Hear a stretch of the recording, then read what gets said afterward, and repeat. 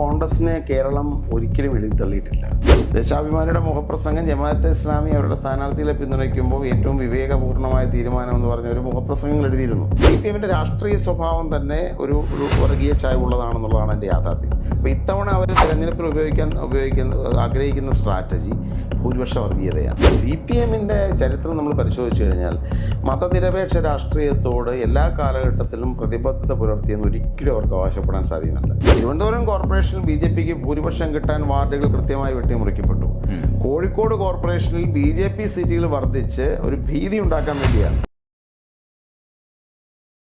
കേരള നിയമസഭയിലെ കോൺഗ്രസിൻ്റെ ഒരു നഷ്ടമായിട്ടാണ് എനിക്കെപ്പോഴും ലിജുവേട്ടനെ ഫീൽ ചെയ്തിട്ടുള്ളത്. കാരണം താങ്കൾ നിയമസഭയിൽ കോൺഗ്രസിൻ്റെ പക്ഷത്തുണ്ടായിരുന്നെങ്കിൽ വസ്തുതാപരമായ ഒരുപാട് വാദഗതികളുമായി കോൺഗ്രസിൻ്റെ ഐഡിയോളജിക്കൽ ഫ്രെയിം വർക്കിനകത്ത് നിന്ന് ആ പാർട്ടിയെ ഡിഫെൻഡ് ചെയ്യാനും സഹായിക്കാനും താങ്കൾക്ക് കഴിയുമായിരുന്നു എന്നുള്ളതാണ് എൻ്റെ അനുഭവം. എനിക്ക് അങ്ങനെയാണ് ഫീൽ ചെയ്തിട്ടുള്ളത്. അപ്പോൾ കോൺഗ്രസിൻ്റെ ഇപ്പോൾ ഐഡിയോളജിക്കലായ ലിമിറ്റേഷനാണ് BJP-യെ ഫൈറ്റ് ചെയ്യുന്നതിൽ നിന്നും കോൺഗ്രസിനെ തടയുന്നതെന്നൊരു വാദമുണ്ട്. അത് പ്രധാനമായിട്ടും ഈ കോൺഗ്രസിനോട് സഹായിക്കാൻ വേണ്ടിയിട്ട് ഇലക്ഷൻ സ്ട്രാറ്റജിസ്റ്റ് ആയിട്ടുള്ള പ്രശാന്ത് കിഷോർ വരികയും അദ്ദേഹം അതിൽ നിന്ന് പുറത്തേക്ക് പോകാൻ തീരുമാനമെടുക്കുകയും ചെയ്തപ്പോൾ അന്ന് അദ്ദേഹം പത്രങ്ങളോട് പറഞ്ഞൊരു പ്രധാന കാര്യമാണ് ആ തരത്തിൽ BJP-നെ ഫൈറ്റ് ചെയ്യാനുള്ളൊരു ഐഡിയോളജിക്കൽ ഫ്രെയിം വർക്കിൻ്റെ അഭാവം ഇപ്പോൾ കോൺഗ്രസിനുണ്ട് എന്ന്. അങ്ങനെ ഒരു കാര്യം ഫീൽ ചെയ്തിട്ടുണ്ടോ? ഒരിക്കലുമില്ല. ഇന്ത്യ എന്നത് തന്നെ കോൺഗ്രസിൻ്റെ ഐഡിയോളജിയാണ്. അതായത് കോൺഗ്രസ് എന്ന് പറയുന്ന ആ പദം അതെന്താണ്, ഒരു കൂട്ടമാണ്. അപ്പോൾ ഇന്ത്യയുടെ ഏറ്റവും വലിയ പ്രത്യേകത എന്നത് അതിൻ്റെ വൈവിധ്യമാണ്, അല്ലാതെ ഏകമാന സ്വഭാവമല്ല. അപ്പോൾ കോൺഗ്രസ് പ്രതിദാനം ചെയ്യുന്നത് ഇന്ത്യയുടെ വൈവിധ്യങ്ങളാണ്. അത് മതങ്ങളുണ്ട്, അതിൽ സംസ്കാരത്തിൻ്റെ വ്യത്യസ്തമായ ഭാഷകളുണ്ട്, എല്ലാ തരത്തിലുമുള്ള വൈവിധ്യങ്ങളെയും കോൺഗ്രസ് റെപ്രസെൻ്റ് ചെയ്യുന്നു. ഇപ്പോൾ കോൺഗ്രസ് ഇപ്പോൾ ഫേസ് ചെയ്യുന്ന കോൺഗ്രസിൻ്റെ മുഖ്യ എതിരാളികളായിരിക്കുന്ന സംഘപരിവാർ പ്രസ്ഥാനങ്ങൾ അവരൊരിക്കലും ഈ വൈവിധ്യത്തെ പ്രതിദാനം ചെയ്യുന്നില്ല. അവർ വളരെ കൃത്യമായ ഒരു ഫോക്കസ്ഡ് ഏരിയയിൽ ഒരു മതത്തെ മുൻനിർത്തിക്കൊണ്ട് കൂടുതൽ ആളുകളെ അങ്ങോട്ട് അടുപ്പിച്ചുകൊണ്ടുള്ള ഒരു തന്ത്രവും അവരുടെ പ്രത്യയശാസ്ത്രവും അതാണ്. അതൊരിക്കലും ഇന്ത്യക്ക് യോജിച്ചതല്ല. അപ്പോൾ അതുകൊണ്ട് തന്നെ കോൺഗ്രസിൻ്റെ പ്രത്യയശാസ്ത്രം നേരത്തെ പറഞ്ഞതുപോലെ വൈവിധ്യങ്ങളെ ഉൾക്കൊള്ളുന്ന, ബഹുസ്വരതയെ ഉൾക്കൊള്ളുന്ന കോൺഗ്രസിൻ്റെ പ്രത്യയശാസ്ത്രത്തിന് ഒരു കുഴപ്പവുമില്ല എന്നാണ് എൻ്റെ അനുഭവവും എൻ്റെ വിശ്വാസവും. അപ്പോൾ ഇവരിപ്പോൾ ഇന്ത്യയിലിപ്പം അംബേദ്കർ മുന്നോട്ട് വെച്ചിട്ടുള്ള ഒരു പ്രശ്നമുണ്ട്. അതായത് ഇന്ത്യയിൽ എപ്പോഴെങ്കിലും ഒരു സാമുദായിക ഭൂരിപക്ഷം ഇവിടുത്തെ രാഷ്ട്രീയ ഭൂരിപക്ഷത്തെ അട്ടിമറിക്കുന്ന ഒരു സാഹചര്യം ഉണ്ടായാൽ നമ്മുടെ ഭരണഘടനാ സംവിധാനങ്ങളുടെ അടക്കം അല്ലെങ്കിൽ ഇന്ത്യയുടെ ജനാധിപത്യത്തിൻ്റെ അടക്കം അടിത്തറ ഇളകാനുള്ള ഒരു സാധ്യത അദ്ദേഹം മുന്നോട്ട് വയ്ക്കുന്നുണ്ട്. അപ്പോൾ ഈ തരത്തിൽ ഏകശിലാത്മകമായ ഒരു സൊസൈറ്റി ഉണ്ടാക്കാൻ വൺ ഇന്ത്യ എന്നത് എന്ത് കാര്യത്തിന് മുമ്പിൽ വെക്കുമ്പോഴും അത് ഐക്യത്തെ സൂചിപ്പിക്കുകയാണെന്നുള്ള തെറ്റിദ്ധാരണ പ്രചരിപ്പിക്കുന്നതിൽ BJP വലിയ തോതിൽ വിജയിച്ചിട്ടുണ്ട്. ഇപ്പം കോൺഗ്രസിനെ സംബന്ധിച്ച് ഇപ്പോൾ കോൺഗ്രസിന് കുറച്ചുകൂടെ നിയമസഭയിൽ പാർലമെൻറ്റിൽ കോൺഗ്രസിന് സ്ട്രെങ്ത് ഉണ്ട്. പക്ഷെ അപ്പോഴും ഇതിനെ ഇഫക്റ്റീവായിട്ട് പ്രതിരോധിക്കാൻ കോൺഗ്രസിന് കഴിയുന്നില്ല എന്നൊരു വിമർശനമുണ്ട്. എന്തുകൊണ്ടാണ് അങ്ങനെ ഒരു പ്രശ്നം ഉണ്ടാകുന്നത്, അല്ലെങ്കിൽ അങ്ങനെ ഒരു പ്രശ്നം ഉണ്ടെന്ന് കരുതുന്നുണ്ടോ? നമുക്ക് ലോക ചരിത്രം പരിശോധിക്കുകയാണെന്നുണ്ടെങ്കിൽ തന്നെ ലോകത്ത് എല്ലാ കാലഘട്ടങ്ങളിലും ഇത്തരം വളരെയധികം പ്രതിലോമകരമായ ആശയങ്ങൾ ആധിപത്യം ചെലുത്തിയിട്ടുള്ള ചുരുങ്ങിയ കാലഘട്ടങ്ങൾ ഉണ്ടായിട്ടുണ്ട്. അപ്പോൾ അതുകൊണ്ടാണല്ലോ നമ്മൾ ഹിറ്റ്ലറേയും മുസോളിനിയും ഒക്കെ തന്നെ അല്ലെങ്കിൽ ചരിത്രത്തിലെ അബറേഷൻസായി നമ്മൾ കണക്കാക്കുന്നത്. അതുകൊണ്ടാണല്ലോ ഇന്ത്യ ഇപ്പോൾ അത്തരം ഒരു കാലഘട്ടത്തിലൂടെയാണ് കടന്നു പോയിക്കൊണ്ടിരിക്കുന്നത്. എന്ന് പറഞ്ഞാൽ അവർക്ക് സമ്പൂർണ്ണ ആധിപത്യം നേടിയെന്നല്ല പറഞ്ഞത്. പക്ഷേ എങ്കിലും കഴിഞ്ഞ തിരഞ്ഞെടുപ്പുകളിൽ രാജ്യത്ത് അധികാരത്തിലെത്തിയത് BJP-യുടെ പ്രത്യയശാസ്ത്രമാണ്. ഒരു സംഘപരിവാർ പ്രത്യയശാസ്ത്രം വളരെ കൃത്യമായി ഭൂരിപക്ഷ മതത്തെ മുൻനിർത്തി അല്ലെങ്കിൽ ന്യൂനപക്ഷങ്ങളെ ഒരു അപര വ്യക്തിത്വമായി കണ്ട് ശത്രുക്കളായി കണ്ടുകൊണ്ടുള്ള ഒരു ഐഡിയോളജിയാണ് അവർ മുന്നോട്ട് വെച്ചത്. അവർക്കിപ്പോഴും വോട്ടിംഗ് പെർസെൻറ്റേജ് ചിന്തിച്ചു കഴിഞ്ഞാൽ ഇപ്പോഴും 30% അപ്പുറത്ത് ഇപ്പോഴും ഒരു ഭൂരിപക്ഷത്തിലേക്ക് അവർക്ക് കടക്കാൻ സാധിച്ചിട്ടില്ല. പക്ഷേ എങ്കിലും ഇലക്ട്രൽ വിജയങ്ങളുടെ കണക്കെടുത്തു കഴിഞ്ഞാൽ അവർക്കിപ്പോൾ നിലവിൽ മറ്റ് കോൺഗ്രസ് പോലെയുള്ള മതേതര പ്രസ്ഥാനങ്ങളെക്കാൾ കൂടുതൽ വോട്ടുകൾ കിട്ടി, അല്ലെങ്കിൽ സീറ്റുകൾ അവർക്ക് ലഭിച്ചു എന്നത് വസ്തുതയാണ്. പക്ഷേ സീറ്റ് ലഭിച്ചു എന്നതുകൊണ്ട് മാത്രം ഇന്ത്യയുടെ മനസ്സിനെ പൂർണ്ണമായി അവർ കീഴടക്കിയെന്ന് അർത്ഥമില്ലല്ലോ. പക്ഷെ അവരതിനുള്ള ശ്രമം തുടരുകയാണ്. അതിനെയാണ് കോൺഗ്രസ് പ്രതിരോധിക്കുന്നത്. അതായത് അതിൽ ഞങ്ങൾ ചരിത്രം മുന്നോട്ട് വെക്കുന്നു. ലോകത്താകമാനം ഇത്തരം വംശീയതയും വെറുപ്പും മുന്നോട്ട് വെച്ച പ്രത്യയശാസ്ത്രങ്ങൾ എങ്ങനെയാണ് ലോകത്തെ തന്നെ നശിപ്പിക്കാൻ രംഗത്തിറങ്ങിയത്, എങ്ങനെയാണ് രാജ്യത്തിൻ്റെ സ്വഭാവങ്ങളെ അവർ മാറ്റിയത്, എങ്ങനെയാണ് മനുഷ്യത്വത്തെ അവർ രാഷ്ട്രീയത്തിൽ നിന്ന് ഇല്ലാതാക്കിയത് എന്നതിനെക്കുറിച്ച് ഞങ്ങൾ ജനങ്ങളോട് സംസാരിക്കുകയാണ്. അപ്പോൾ അത് ഒറ്റയടിക്ക് വിജയിക്കണമെന്നില്ല. കാരണം പലപ്പോഴും വിവേകത്തേക്കാൾ വൈകാരികതയ്ക്ക് ആധിപത്യം രാഷ്ട്രീയത്തിൽ പലപ്പോഴും ഉണ്ടാകാറുണ്ട്. രാഷ്ട്രങ്ങളുടെ സ്വഭാവങ്ങളെയും അത് സ്വാധീനിക്കുന്നുണ്ട്. ഇപ്പോൾ BJP ഇപ്പോൾ അത്തരമൊരു ശ്രമത്തിലാണ്. ഞങ്ങൾ അവരെ അതിശക്തമായി പ്രതിരോധിക്കുന്നുണ്ട്. തീർച്ചയായും ആത്യന്തിക വിജയം വിവേകത്തിന് തന്നെയാകും എന്നുള്ളതാണ് ഞങ്ങളുടെ ഉറച്ച വിശ്വാസം. ഡോക്ടർ BR അംബേദ്കർ നടത്തിയ പരാമർശത്തെക്കുറിച്ച് സംഗീത് സൂചിപ്പിക്കുകയുണ്ടായി. അപ്പോൾ ഇന്ത്യൻ കോൺസ്റ്റിറ്റ്യൂവൻ്റ് അസംബ്ലിയുടെ ചർച്ചകൾ പരിശോധിച്ചാൽ നമുക്ക് മനസ്സിലാക്കാൻ സാധിക്കും ഇത്തരം ഒത്തിരി ആശങ്കകൾ ഉയർന്നു വന്നിട്ടുണ്ട്. ഭരണഘടന അതിനെല്ലാമാണ് അഡ്രസ്സ് ചെയ്യാൻ ശ്രമിച്ചത്.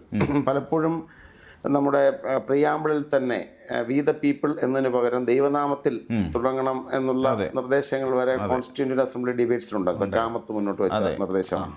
അപ്പോൾ അതിനെയൊക്കെ തന്നെ എന്ന് പറഞ്ഞാൽ ചർച്ചകൾ നടക്കുന്ന സമയം എന്ന് പറഞ്ഞാൽ രാജ്യത്തിൻ്റെ ചരിത്രത്തിലെ ഏറ്റവും വലിയ മതവിഭജനം നടന്ന കാലഘട്ടമാണ്. രാഷ്ട്രവിഭജനത്തിൻ്റെ കാലഘട്ടത്തിലാണ് ഈ ഭരണഘടനാ നിർമ്മാണ സഭയിൽ ഇത്തരം ചർച്ചകൾ നടന്നത്. പക്ഷെ എന്നിട്ട് പോലും ഇന്ത്യയുടെ രാഷ്ട്രശില്പികൾ അവിടെ മുൻതൂക്കം കൊടുത്തത് വിവേകത്തിനാണ്, വികാരത്തിനല്ല. മനസ്സിലാക്കണം, പാകിസ്ഥാൻ എന്ന് പറഞ്ഞൊരു രാഷ്ട്രം അപ്പുറത്ത് മതാധിഷ്ഠിതമായി രൂപപ്പെട്ടിട്ട് പോലും ഭരണഘടനാ ശില്പികൾ ഊന്നൽ കൊടുത്തത് മൂല്യങ്ങൾക്കാണ്, ഇന്ത്യയുടെ മൂല്യങ്ങൾക്കാണ്. അപ്പോൾ അതുകൊണ്ട് തന്നെ ഇന്ത്യ ഈ കാലഘട്ടത്തെയും അതിജീവിക്കും. അതിനുള്ള ഉൾക്കരുത്ത് ഇന്ത്യക്കുണ്ട്. ഈ കഴിഞ്ഞ തെരഞ്ഞെടുപ്പുകളിൽ നമ്മൾ നോക്കിയാൽ, പ്രത്യേകിച്ചും ദേശീയ തലത്തിലൊരു തെരഞ്ഞെടുപ്പ് നടക്കുമ്പോൾ BJP നിരന്തരമായിട്ട് ഉയർത്തുന്ന ഒരു മുദ്രാവാക്യമാണ് ഹൂ അഗൻസ്റ്റ് മോഡി. ഇപ്പോൾ ഈ ഇലക്ഷൻ സ്ട്രാറ്റജി മാനേജ്മെൻറ്റിൻ്റെ ഭാഷയിൽ there is no alternatives, TINA syndrome എന്നാണ് ഇതിനെ പറയുക. അതായത് എതിർപക്ഷത്ത് ഇതിനെ റീപ്ലേസ് ചെയ്യാൻ പറ്റിയ ഒരു വ്യക്തിയില്ല എന്ന് ഒരു ആക്ഷേപം ഉന്നയിക്കുക.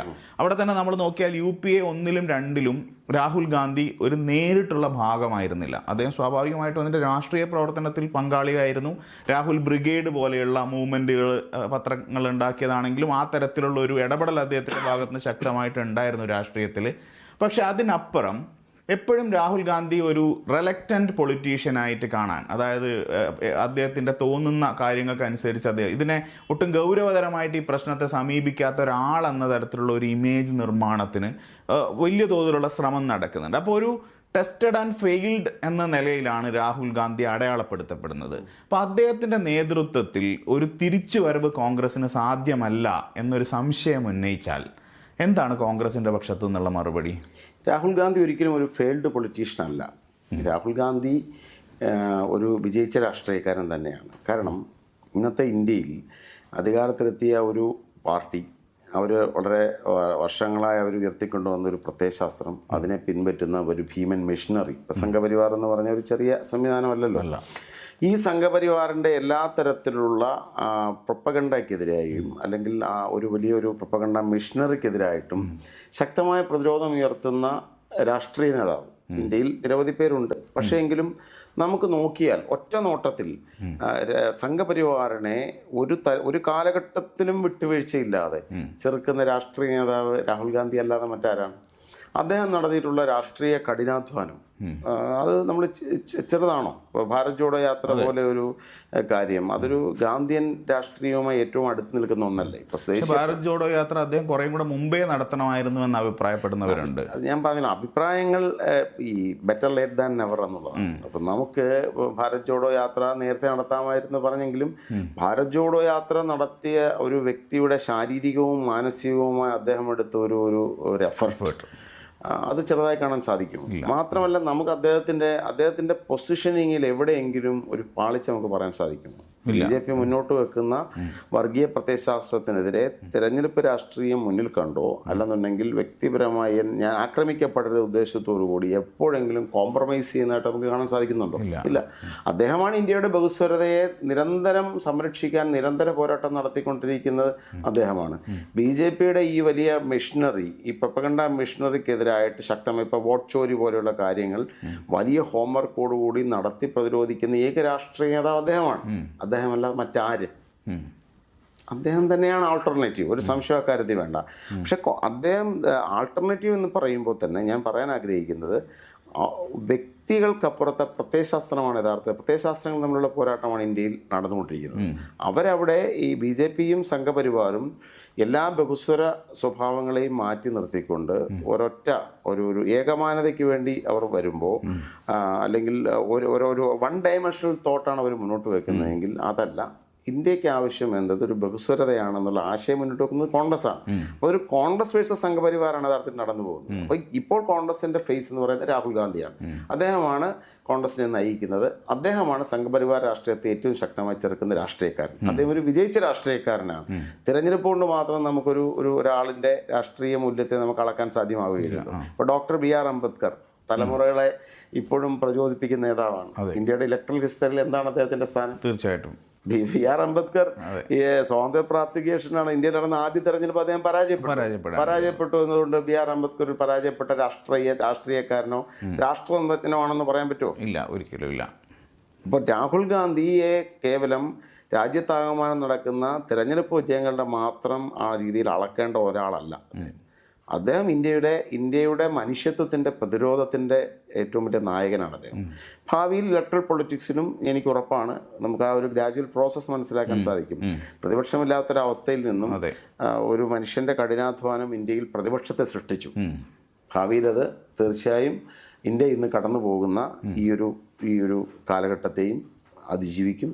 അതിന് മുന്നിൽ രാഹുൽ ഗാന്ധി കാണും. ഇപ്പോൾ സംഘപരിവാറിനോട് ഫൈറ്റ് ചെയ്ത് നിൽക്കാൻ ഇന്ത്യയിൽ പറ്റുന്ന ഒരേ ഒരു പൊളിറ്റിക്കൽ എൻറ്റിറ്റി കോൺഗ്രസ് ആണ്. കാരണം കോൺഗ്രസിന് ഇപ്പോൾ MLA-മാരുടെ എണ്ണം നമ്മളെടുത്ത് നോക്കിയാലും ഇന്ത്യയിലെ എല്ലാ സംസ്ഥാനങ്ങളിലെയും സാന്നിധ്യം നോക്കിയാലും ചരിത്രം നോക്കിയാലും ഏത് നിലയിലാണെങ്കിലും കോൺഗ്രസ് അല്ലാത്തൊരു ഓർഗനൈസേഷണൽ ഔട്ട്ഫിറ്റും സംഘപരിവാറിനെ നേരിടാനായിട്ട് നമ്മുടെ മുമ്പിൽ ഇല്ല.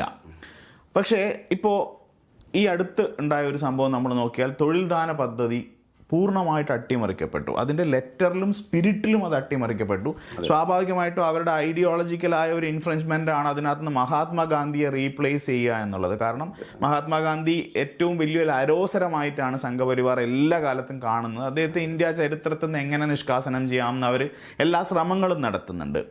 അവിടെ നിന്ന് ആ ഒരു ആസ്പെക്റ്റിനെ മാറ്റി നിർത്തിയാൽ ഇന്ത്യയിലെ ഏതാണ്ട് 50 കോടി മനുഷ്യരെ നേരിട്ട് ബാധിക്കുന്ന അതിഗുരുതരമായൊരു പ്രശ്നമാണ് തൊഴിലുറപ്പ് പദ്ധതി. അപ്പോൾ ഇതിനെതിരെ ഇപ്പം കർഷക സമരം പോലെ ഒരു നിരന്തര സ്വഭാവമുള്ള ഒരു പബ്ലിക് പ്രൊട്ടസ്റ്റ് രാജ്യവ്യാപകമായി ഓർഗനൈസ് ചെയ്യുന്നതിൽ കോൺഗ്രസ് പരാജയപ്പെടുന്നത് എന്തുകൊണ്ടാണ്? കാരണം ഇത്രയും മനുഷ്യരെ സ്വാധീനിക്കാൻ പറ്റുന്ന ഒരു വിഷയം കയ്യിൽ കിട്ടിയിരിക്കുകയാണ്. അപ്പോൾ പാർലമെൻറ്റിൽ താൽക്കാലികമായിട്ടുണ്ടാവുന്ന പ്രതിരോധങ്ങൾ, ആശയ സംവാദങ്ങൾക്ക് അപ്പുറത്തേക്ക് ഗ്രൗണ്ടിൽ ഒരു പോപ്പുലർ മൊബിലൈസേഷൻ എത്രത്തോളം സാധ്യമാവുന്നുണ്ട്? കോൺഗ്രസ് അതിശക്തമായ പ്രക്ഷോഭം ആരംഭിച്ചു കഴിഞ്ഞു. ഇപ്പം നമുക്കറിയാം, ഇപ്പം രാജ്യത്ത് ഇപ്പം എനിക്ക് തന്നെ ഇപ്പം കേരളത്തിൽ തന്നെ പാർട്ടിയുടെ പ്രഖ്യാപനങ്ങൾ, ദേശീയ പ്രക്ഷോഭമാണ് യഥാർത്ഥത്തിൽ കോൺഗ്രസ് ഇതിൽ പ്രഖ്യാപിച്ചിരിക്കുന്നത്. മണ്ഡലങ്ങളിലെല്ലാം പ്രക്ഷോഭങ്ങൾ നടന്നു കഴിഞ്ഞു. ഇപ്പോൾ അടുത്ത ദിവസം സെക്രട്ടേറിയറ്റിന് മുമ്പിൽ സമരം നടക്കാൻ പോവുകയാണ്. രാജ്യവ്യാപകം നീണ്ടു നിൽക്കുന്ന അത്യുജ്വലമായ ഒരു പോരാട്ടം രാജ്യം സാക്ഷ്യം വഹിക്കാൻ പോവുകയാണ്. യഥാർത്ഥ ദേശീയ തൊഴിലുറപ്പ് പദ്ധതിയെ അട്ടിമറിക്കുന്നതിന് BJPക്ക് ആശയപരമായ ലക്ഷ്യങ്ങൾക്കൊപ്പം തന്നെ അവർ പ്രതിദാനം ചെയ്യുന്നൊരു വർഗ സ്വഭാവം ഉണ്ടല്ലോ, അതും ഇതിനകത്ത് റെപ്രസെന്റ് ചെയ്യുന്നുണ്ട്. ഒന്ന് നേരത്തെ പറഞ്ഞതുപോലെ പേരുമാറ്റത്തിനകത്ത് നമുക്കൊരു ആശയത്തെ നമുക്ക് കാണാൻ സാധിക്കും. അത് അവരുടെ അണികൾക്ക് കൂടെ കൊടുക്കുന്നൊരു മെസ്സേജാണ്. ഞാൻ അതിനെ ആ തരത്തിലൂടെയാണ് കാണുന്നത്. അതായത് ഇന്ത്യയിൽ ഗാന്ധി എന്നത് ഇന്ത്യയുടെ ഒരു വികാരമാണെങ്കിൽ ഞങ്ങൾക്കത് വിഷയമല്ല. ഗാന്ധിയെയും ആദ്യം നെഹ്റു ആയിരുന്നു ടാർഗറ്റ്, ഇപ്പൊ ഗാന്ധി ഞങ്ങൾക്ക് വിഷയമല്ല എന്നത് അവരുടെ അണികൾക്ക് കൊടുക്കുന്ന സന്ദേശമാണ്. മഹാത്മജി നമുക്ക് പ്രശ്നമല്ല, അദ്ദേഹം അങ്ങനെ ഒരു മഹാത്മാവായി കാണേണ്ട ആവശ്യം നമുക്കില്ല എന്നൊരു മെസ്സേജ് അവരുടെ അണികൾക്ക് കൊടുക്കുന്നു. അപ്പം രാജ്യത്തിന് നേരത്തെ തന്നെ അവർ കൊടുത്തിട്ടുണ്ട്. രണ്ടാമത്തെ കാര്യം എന്ന് പറഞ്ഞാൽ അവർക്കറിയാം, നമുക്ക് ഇപ്പോൾ ഈ തൊഴിലുറപ്പ് പദ്ധതിയുടെ പുതിയ വേർഷനിൽ ഉത്തരേന്ത്യയിലൊക്കെ തന്നെ കാർഷിക വിളവെടുപ്പ് നടക്കുന്ന സമയത്ത് തൊഴിലുറപ്പ് പദ്ധതി ഇല്ല. രാജ്യത്തെങ്ങും കാർഷിക വിളവെടുപ്പ് നടക്കുന്ന സമയത്തില്ല. അത് ഈ പണ്ട് മുതലേ വൻകിട, ഇപ്പം നമുക്ക് നമ്മുടെ കാർഷിക രംഗം കൂടുതലും വൻകിട കോർപ്പറേറ്റുകളിലേക്ക് മാറിക്കൊണ്ടിരിക്കുന്ന ഒരു കാലഘട്ടം, ട്രാൻസിഷൻ പീരീഡ് ആണ്. അടുത്തൊരു 5 വർഷം കഴിഞ്ഞാൽ പൂർണ്ണമായും കൃഷി എന്നത് ഇത്തരത്തിലുള്ള വൻകിട കോർപ്പറേഷനുകളുടെ കയ്യിലേക്ക് പോകുമെന്നുള്ളതാണ്. അപ്പോൾ അവർക്ക് ഈ തൊഴിലുറപ്പ് പദ്ധതി വന്നിരുന്ന സമയത്ത് ജമീന്ദാർമാർക്ക് മുമ്പിൽ അല്ലെങ്കിൽ വൻകിട ഭൂവുടമകൾക്ക് മുമ്പിൽ 10, 50, 60 രൂപയ്ക്ക് ജോലി ചെയ്തിട്ടുള്ള തൊഴിലാളികൾക്ക് 125 രൂപയിൽ തുടങ്ങി 400 രൂപ വരെ കൂലി കിട്ടിയൊരു സംവിധാനം വന്നപ്പോൾ ചുരുങ്ങിയ ചിലവിൽ അവർക്ക് തൊഴിലാളികളെ കിട്ടാത്തൊരു സാഹചര്യം ഉണ്ടായി. ഇപ്പോൾ അന്നത്തെ ജമീന്ദാർമാർ സ്ഥലത്ത് കോർപ്പറേറ്റുകൾക്കുമാണ്. അപ്പോൾ അവർക്കും ചുരുങ്ങിയ ചിലവ് തൊഴിലാളികളെ കിട്ടണം. അപ്പോൾ തൊഴിലുറപ്പ് പദ്ധതി നിന്ന് കഴിഞ്ഞാൽ ഇവർക്ക് ഇത്തരത്തിൽ തൊഴിലാളികളെ അടിമകളാക്കി നിർത്താൻ സാധിക്കില്ല. അപ്പോൾ അതുകൊണ്ടാണ് ആ കാർഷിക വിളവെടുപ്പിന്റെ സമയത്ത് ഇത് വേണ്ട എന്ന് പറയുന്നതിന്റെ കാരണം ഇതാണ്. അതോടൊപ്പം ഒരു റൈറ്റ് ബേസ്ഡ് ആയിരുന്ന ഒരു എംപ്ലോയ്മെന്റ് സ്കീമിന് ഇപ്പൊ ആ റൈറ്റ് ഇല്ല, അവകാശമില്ല.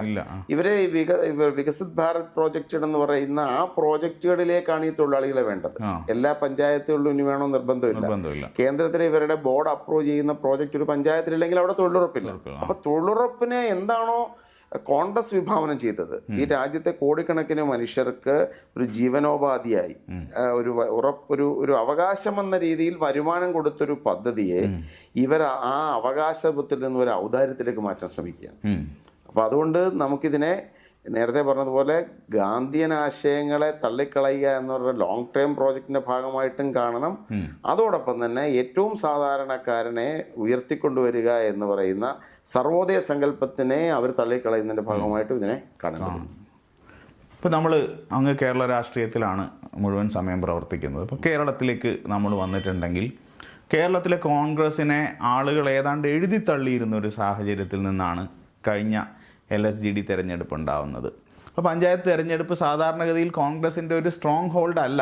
സാധാരണ കോൺഗ്രസ് നമ്മൾ ചരിത്രം നോക്കിക്കഴിഞ്ഞാൽ ഈ ദശാബ്ദത്തിൽ ഒരിക്കലാണ് കോൺഗ്രസ് കുറച്ചെങ്കിലും ഇഫക്റ്റീവായിട്ട് അവിടെ വന്നത്. ബാക്കിയുള്ള സമയത്ത് ഇടതുപക്ഷമാണ് സാധാരണഗതിയിൽ പഞ്ചായത്ത് തെരഞ്ഞെടുപ്പിൽ എപ്പോഴും കൊടിപാറിക്കാറുള്ളത്.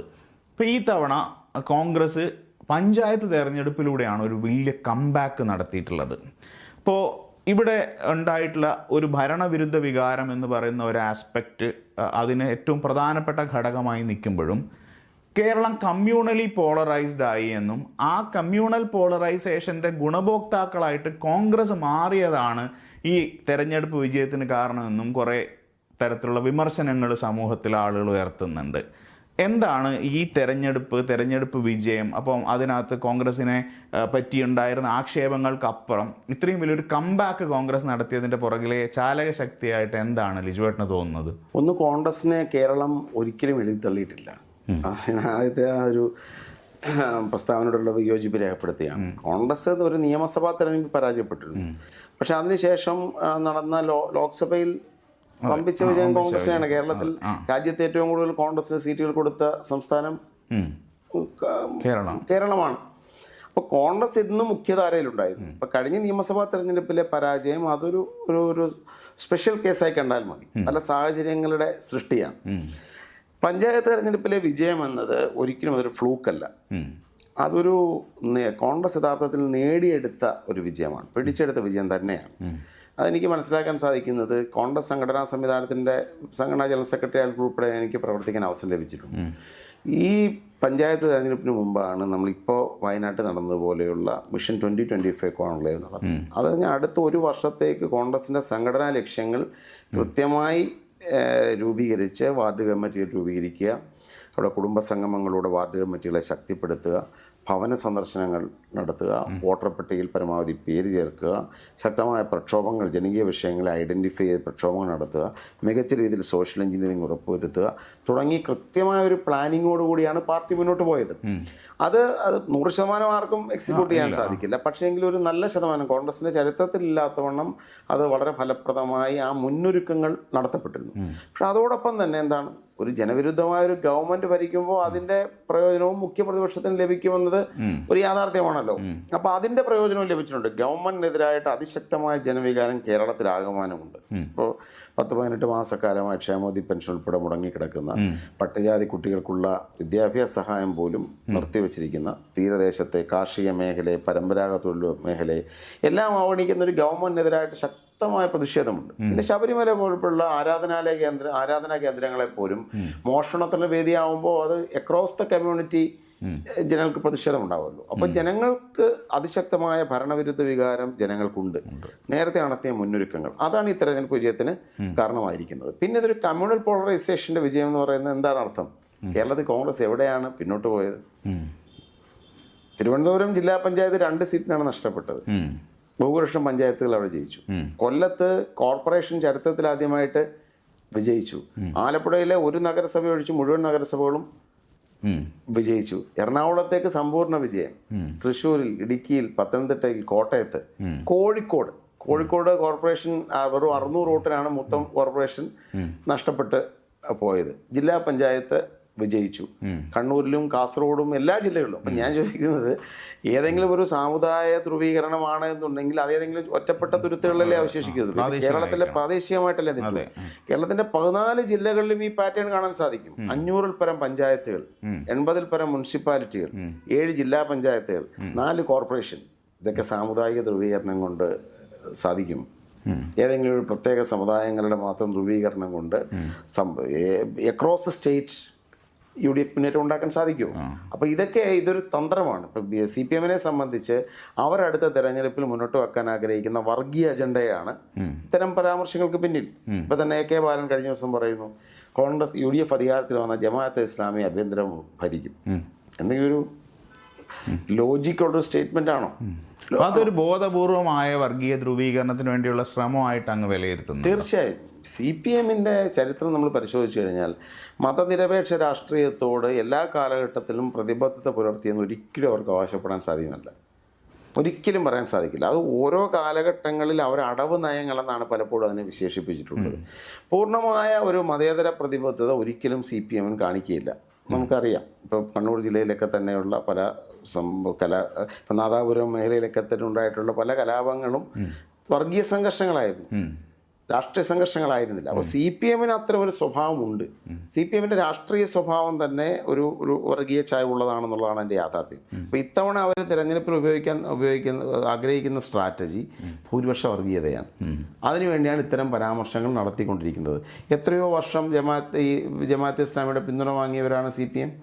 ദേശാഭിമാനി മുഖപ്രസംഗം എഴുതിയില്ലേ? ദേശാഭിമാനിയുടെ മുഖപ്രസംഗം ജമാഅത്തെ ഇസ്ലാമി അവരുടെ സ്ഥാനാർത്ഥികളെ പിന്തുണയ്ക്കുമ്പോൾ ഏറ്റവും വിവേകപൂർണ്ണമായ തീരുമാനം എന്ന് പറഞ്ഞ ഒരു മുഖപ്രസംഗങ്ങൾ എഴുതിയിരുന്നു. വർഷങ്ങളോളം ഇവരുടെ പിന്തുണ CPM-നായിരുന്നു. ഇപ്പോൾ കോൺഗ്രസിന് ഇപ്പോൾ പിന്തുണ പ്രഖ്യാപിച്ചിട്ടില്ല. കോൺഗ്രസ്സാണ് ന്യൂനപക്ഷങ്ങളെയൊക്കെ സംബന്ധിച്ച് ഏറ്റവും സംരക്ഷണം നൽകാൻ പറ്റുന്ന, അല്ലെങ്കിൽ രാജ്യത്തിന് മതേതരത്വത്തെയും ഭരണഘടനയും സംരക്ഷിക്കാൻ പറ്റുന്നൊരു പാർട്ടി എന്നതുകൊണ്ട് വ്യത്യസ്തമായ പ്രസ്ഥാനങ്ങൾ പിന്തുണ പ്രഖ്യാപിക്കുന്നതേ ഉള്ളൂ. ഞങ്ങൾ ആരെയും അന്വേഷിച്ചു പോകുന്നില്ല. പക്ഷേ CPM അതിനെയും വർഗീയവൽക്കരിക്കാൻ ശ്രമിക്കുന്നു. അതിൻ്റെ പിന്നിൽ സംഘപരിവാർ അജണ്ട തന്നെയാണ്. ഒരു സംശയ കാര്യത്തിൽ വേണ്ട. ഇപ്പോൾ കേരളത്തിൽ സ്വാഭാവികമായിട്ടും ഒരു പോപ്പുലർ നരേറ്റീവിൻ്റെ ഭാഗമായിട്ട് എനിക്ക് തോന്നുന്നു ആദ്യമായിട്ടാണ് CPM-ൻ്റെയും RSS-ഉം തമ്മിലുള്ള ഒരു അവിശുദ്ധ കൂട്ടുകെട്ട് നിലവിലുണ്ട് എന്ന് പറയുന്ന ആർഗ്യുമെൻ്റ് ഈ തവണ ഒരു വിഭാഗം മനുഷ്യരെങ്കിലും വളരെ ഗൗരവമായിട്ട് എടുത്തിട്ടുണ്ട്. അതിൽ ജമാഅത്തെ ഇസ്ലാമി ഉൾപ്പെടെയുള്ള ആളുകളുടെ ഒരു ആശയ പ്രചരണം വലിയ തോതിൽ അതിനെ സഹായിച്ചിട്ടുമുണ്ട്. ഇതിന് മറുപടിയായിട്ട് ഇടതുപക്ഷം നിരന്തരം മുന്നോട്ട് വയ്ക്കുന്ന ഒരു കാര്യം എന്ന് പറയുന്നത്, നിങ്ങൾ കേരളത്തിൻ്റെ ചരിത്രം എടുത്താൽ, ഒരു 5 ദശാബ്ദത്തെ ചരിത്രം എടുത്താൽ, RSS-നെ പ്രതിരോധിക്കുന്നതിനു വേണ്ടി ഏറ്റവും ഭീകരമായി അവരുടെ സംഘടനാശേഷിയും ആളുകളെയും മനുഷ്യജീവനും വ്യയം ചെയ്യേണ്ടി വന്നിട്ടുള്ള ഒരു പാർട്ടി ആയിട്ടാണ് അവരെ പ്രൊജക്റ്റ് ചെയ്യുന്നത്.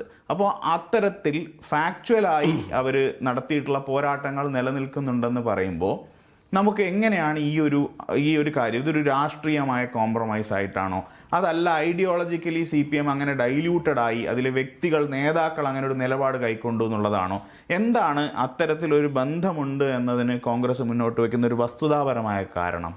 നമുക്കറിയാം, കേരളത്തിൽ ഇപ്പോൾ സമീപകാലത്ത് നടന്നിട്ടുള്ള സംഭവവികാസങ്ങൾ, തൃശ്ശൂർ പൂരം കലക്കിയതുൾപ്പെടെയുള്ള വിഷയങ്ങൾ. ഇപ്പോൾ ദത്താത്രേയ ഹൊസബിളയെ കാണാൻ സംസ്ഥാനത്തിൻ്റെ ക്രമസമാധാന ചുമതലയുള്ള ADGP പോയി.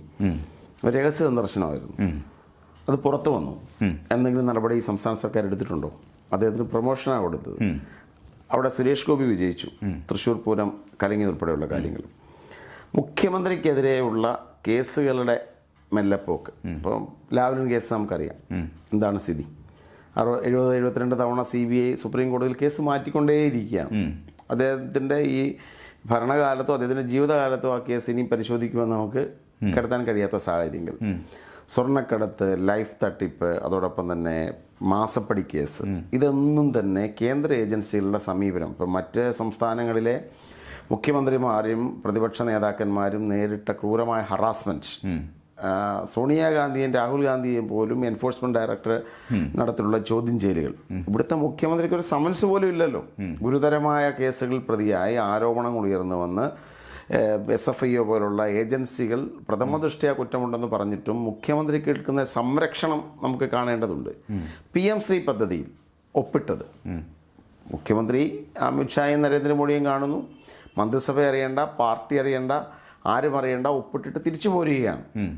മനസ്സിലാക്കണം. അപ്പോൾ ഇത്തരം നിരവധി സംഭവവികാസങ്ങൾ നമുക്ക് കാണാൻ സാധിക്കുന്നുണ്ട്. വളരെ കൃത്യമായ ഒരു CPM BJP ബന്ധം. തിരഞ്ഞെടുപ്പുകളുടെ ചരിത്രമെടുത്ത് ഇപ്പോൾ തന്നെ കോഴിക്കോട് കോർപ്പറേഷനും തിരുവനന്തപുരം കോർപ്പറേഷനിലെയും കോഴിക്കോട് കോർപ്പറേഷനിലെയും സീറ്റ് വിഭജനം വന്നത് കൃത്യമായി BJP അനുകൂലമായിട്ടാണ്. ഞാൻ കോഴിക്കോട് കോർപ്പറേഷൻ്റെ കണക്ക് ഞങ്ങൾ പരിശോധിച്ചപ്പോൾ മനസ്സിലായത് BJPക്ക് നേരത്തെ 7 സീറ്റ് ഉണ്ടായിരുന്നു, ഇപ്പോൾ 13 സീറ്റായി. ആ വർദ്ധിച്ചോട്ടത്തിനാണെന്നറിയാം 600 വോട്ട്. 600 വോട്ട് വർദ്ധിപ്പിച്ച് BJPക്ക് ഇങ്ങനെ സീറ്റ് കൂടി. കാരണം കോൺഗ്രസ് അനുകൂലമായിരുന്ന പല വാർഡുകളെയും 8000 ഒക്കെ ഉണ്ടായിരുന്ന വാർഡുകളെ BJP ജയിക്കാൻ പറ്റാത്ത രീതിയിൽ റീഅലൈൻ ചെയ്ത് അവർക്ക് ജയിക്കാൻ വേണ്ടി മാത്രം സൃഷ്ടിക്കപ്പെട്ട വാർഡുകളാണ്. പക്ഷെ അപ്പോൾ അധികാരം നഷ്ടപ്പെട്ടത് CPM-നല്ലേ? അത് ജനമത് തിരിച്ചറിഞ്ഞതുകൊണ്ടാണ്. ഇപ്പം നമുക്കിപ്പോൾ രാഷ്ട്രീയത്തിലെല്ലാം അല്ലെങ്കിൽ വാർപ്പ് മാതൃകകൾ പറ്റില്ലല്ലോ. ഇത് ചെയ്തുകൊണ്ടിരിക്കുന്ന ജനം തിരിച്ചറിയുന്നുണ്ട്. പക്ഷെ ഞാൻ പറഞ്ഞതാണ്, തിരുവനന്തപുരം കോർപ്പറേഷനിൽ BJPക്ക് ഭൂരിപക്ഷം കിട്ടാൻ വാർഡുകൾ കൃത്യമായി വെട്ടിമുറിക്കപ്പെട്ടു. കോഴിക്കോട് കോർപ്പറേഷനിൽ BJP സീറ്റുകൾ വർദ്ധിച്ച് ഒരു ഭീതി ഉണ്ടാക്കാൻ വേണ്ടിയാണ്. തിരുവനന്തപുരം കോർപ്പറേഷൻ BJP ജയിക്കുന്നു, കോഴിക്കോട് BJP ഇതാ അതിഭയങ്കരമായി വരുന്നു എന്ന് ഭയമുണ്ടാക്കി അതിലൂടെ മുതലെടുക്കാമെന്നും കൂടാണ് CPM കരുതിയത്. അപ്പോൾ ഒരർത്ഥത്തിൽ BJPയെ പ്രീണിപ്പിക്കുന്നു, അവരുമായി കിട്ടേണ്ട എല്ലാ സഹായവും കിട്ടണം. അതോടൊപ്പം BJPയുടെ ഈ ഒരു അസ്വാഭാവികമായ വളർച്ച എന്ന രീതിയിൽ ഉയർത്തിപ്പിടിച്ചുകൊണ്ട് മതന്യൂനപക്ഷങ്ങൾ ഉൾപ്പെടെ ഭയത്തിലാഴ്ത്തുക, ഇതായിരുന്നു ഇവരുടെ തന്ത്രം. പക്ഷെ ആത്യന്തികമായി ദോഷം ചെയ്തത് അവർക്ക് തന്നെയാണ്. രണ്ടാമത്തെ കാര്യം, ഈ CPM RSS അക്രമങ്ങളുടെ ചരിത്രം. ഇപ്പം കണ്ണൂർ ജില്ലയുടെ രാഷ്ട്രീയ ചരിത്രമാണല്ലോ ഇപ്പം സംഗീത് സൂചിപ്പിച്ചത്. നമുക്ക് വസ്തുനിഷ്ഠമായി നോക്കിക്കഴിഞ്ഞാലും യഥാർത്ഥത്തിൽ അവിടെ നടന്നത് എന്താണ്? BJP ഉൾപ്പെടെയുള്ള അത് കോൺഗ്രസും ക്രൂരമായി നേരിട്ടിട്ടുണ്ട്. ഈ രണ്ടും CPM-ഉം RSS-ഉം രണ്ട് ഫാസിസ്റ്റ് പാർട്ടികളായതുകൊണ്ട് CPM എപ്പോഴും അവരുടെ ആധിപത്യം നിലനിർത്താൻ വേണ്ടി ഇപ്പോൾ നടത്തിയിട്ടുള്ള ഹത്യകളാണിതിൽ കൂടുതലും. ഇപ്പോൾ ഒരു രാഷ്ട്രീയ പോരാട്ടമാണ് CPM RSS-ന്റെ വളർച്ച നിലയ്ക്കാൻ അല്ലെങ്കിൽ ഒരു വർഗീയ സംഘർഷത്തിൽ നിന്നും ജനങ്ങളെ സംരക്ഷിക്കാൻ നടത്തിയിട്ടുള്ള കൊലപാതകങ്ങളാണോ? ഇതൊന്നും തന്നെ അല്ല. CPM ശക്തി കേന്ദ്രങ്ങളിൽ മറ്റ് പാർട്ടികൾ പ്രവർത്തിക്കാൻ വരുമ്പോൾ അവരെ ക്രൂരമായി കൊന്നൊടുക്കുക എന്ന അവരുടെ ഒരു ശൈലിയാണ്. അത് കോൺഗ്രസിന്റെ രക്തസാക്ഷികളുടെ ചരിത്രം നമുക്കറിയില്ലേ? എത്രയോ മനുഷ്യരെ, ഇപ്പം ശരത്തിലാലും കൃപേഷിനെയും കാസർഗോഡ് വന്നത് എന്തിനാണ്? എന്തെങ്കിലും കാര്യമുണ്ടോ? പെരിയ എന്ന് പറയുന്നൊരു ഗ്രാമത്തിൽ 2 ചെറുപ്പക്കാർ ഉയർന്നു വന്നപ്പോൾ അവരെ കൊന്നുകളയാണ്. ഷുഹൈബിനെ കൊല്ലുന്നു. മട്ടന്നൂർ എന്ന് പറയുന്ന സ്ഥലത്ത് അവിടുത്തെ ഒരു സ്കൂൾ പാർലമെന്റ് തെരഞ്ഞെടുപ്പിൽ മട്ടന്നൂർ സ്കൂളിൽ KSU ജയിച്ചു എന്നതിൻ്റെ പേരിലാണ് ഷുഹൈബ് എന്ന് പറയുന്ന ഒരു ചെറുപ്പക്കാരനെ കാലുവെട്ടി കൊന്നുകളഞ്ഞത്. കണ്ണൂർ ജില്ലയിലെ രാഷ്ട്രീയ കൊലപാതകങ്ങളുടെ ചരിത്രം പരിശോധിച്ചാൽ അതൊരു പ്രതിരോധമല്ല. CPM അവർ കോട്ടകളെന്ന് വിശേഷിപ്പിക്കപ്പെടുന്ന അവരുടെ ഫാസിസ്റ്റ് കേന്ദ്രങ്ങളെ മറ്റാരും കടന്നുവിടാൻ വേണ്ടി നടത്തിയിട്ടുള്ള കൊലപാതകങ്ങളാണിത്. അതല്ലാതെ വർഗീയ സംഘർഷങ്ങളിൽ നിന്നും ഏതെങ്കിലും ജനവിഭാഗങ്ങളെ സംരക്ഷിക്കാൻ വേണ്ടി നടത്തിയിട്ടുള്ള ഒന്നാണോ? അല്ല. ഇപ്പോൾ ഇത് കണ്ണൂരിലെ രാഷ്ട്രീയ കൊലപാതകങ്ങളുടെ ചരിത്രത്തെക്കുറിച്ചുള്ള എല്ലാ പഠനങ്ങളും മനസ്സിലാക്കാൻ ശ്രമിക്കുന്നത് സർവാധിപത്യ സ്വഭാവമുള്ള ഒരു പാർട്ടി അതിൻ്റെ എതിരാളികൾക്ക് നേരെ നടത്തിയിട്ടുള്ള അക്രമങ്ങളാണ്. അതേ ഫാസിസ്റ്റ് സ്വഭാവമുള്ള RSS-കാരാകുമ്പോൾ അവർ കായികമായുള്ള ആക്രമണങ്ങൾ ഇവർ തമ്മിൽ കൂടി. കോൺഗ്രസിനെ സംബന്ധിച്ച് അത്തരം കായിക പ്രതിരോധങ്ങളല്ല കൂടുതലുള്ളത്. എന്നിട്ടും ഞങ്ങളുടെ എത്രയോ മനുഷ്യരെ കൊന്നിരിക്കുന്നു. അപ്പോൾ അതുകൊണ്ട് ഇത്തരത്തിലൊരു വ്യാഖ്യാനത്തിൽ ഒരർത്ഥവുമില്ല. അത് അവർ നടത്തുന്ന ഒരു പ്രചരണം, അവരുടെ ഈ അക്രമങ്ങളെ ന്യായീകരിക്കാൻ അവർ നടത്തുന്ന ഒരു പ്രചരണത്തിനപ്പുറത്ത് മറ്റൊന്നും തന്നെ കാര്യങ്ങളില്ലാത്തതാണ്. ഇപ്പോൾ സെയ്താലി, പട്ടാമ്പി കോളേജിലെ സെയ്താലിയുടെ വധക്കേസ് എപ്പോഴും CPM പറയുന്ന ഒന്നാണ്. സെയ്താലി വധക്കേസിലെ പ്രതിയായിരിക്കുന്ന ആൾ പിന്നീട് CPM-ന്റെ MLA ആയി അല്ലേ? അപ്പോൾ ഈ പറഞ്ഞ എന്തെങ്കിലും പ്രതിരോധങ്ങൾക്ക് എന്തെങ്കിലും അർത്ഥമുണ്ടോ? സംഘപരിവാരൻ MLA ആയി. OK വാസു എന്ന് പറയുന്ന BJPയുടെ RSS നേതാവ് പിന്നീട് ഇപ്പുറത്തേക്കാണ് പോയത്. വത്സൻ തില്ലങ്കേരിയും CPM-ഉം തമ്മിലുള്ള ബന്ധങ്ങളെക്കുറിച്ചുള്ള എത്രയോ വാർത്തകൾ നമ്മൾ കേട്ടിട്ടുണ്ട്. അപ്പോൾ അവർ തന്നെ പറഞ്ഞിട്ടുണ്ട് ഞങ്ങൾ സൗഹൃദത്തിൽ പോകുന്നുണ്ട്. അപ്പോൾ ഇതൊക്കെ അവരുടെ പ്രസ്ഥാനത്തിൻ്റെ ആധിപത്യത്തിന് വേണ്ടി നിലനിർത്താൻ വേണ്ടിയിട്ടുള്ള നടത്തിയുള്ള അക്രമങ്ങൾക്കപ്പുറത്ത് അതൊന്നും ചെറുത്തുനിൽപ്പല്ല, അത് പ്രത്യയശാസ്ത്രപരമായ എതിർപ്പുമല്ല.